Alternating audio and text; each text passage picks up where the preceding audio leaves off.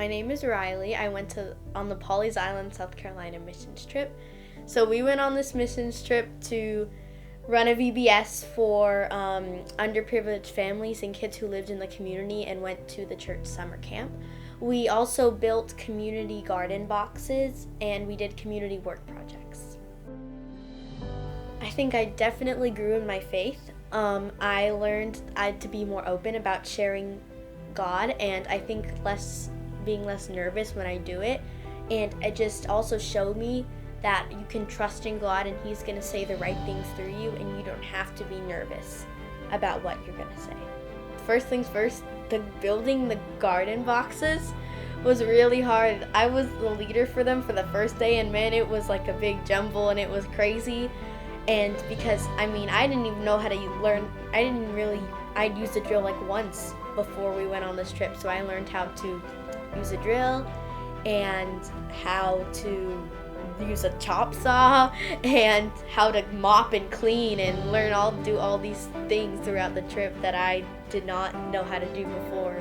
It gives me an opportunity to work outside with my dad, and then my mom's probably gonna put me to work doing chores and stuff. So pluses and minuses. Another thing that I think was hard, we had kids yelling boo. At the beginning, kids were just sitting there like this, thumbs down, and we're trying to get them to dance. I don't think it really discouraged us. I think it more motivated us to figure out what we could do better the next day.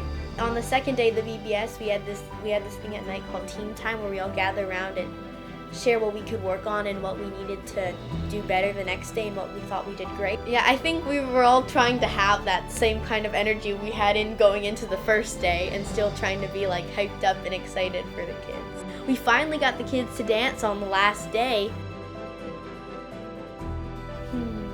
I think my favorite part had to be doing the VBS. I met a lot of kids, and there was this really cute little girl named Willow. She was so sweet and kind, and I think that because I love kids, and so I think that felt really good to be to have the kids love us, all the kids on the trip. We really bonded with the kids, and I thought that felt really cool. One thing I would probably do different is probably start with the communication, because at the end of the week we were all communicating, but boy, when we first started our communication, there were 10 people talking at the same time.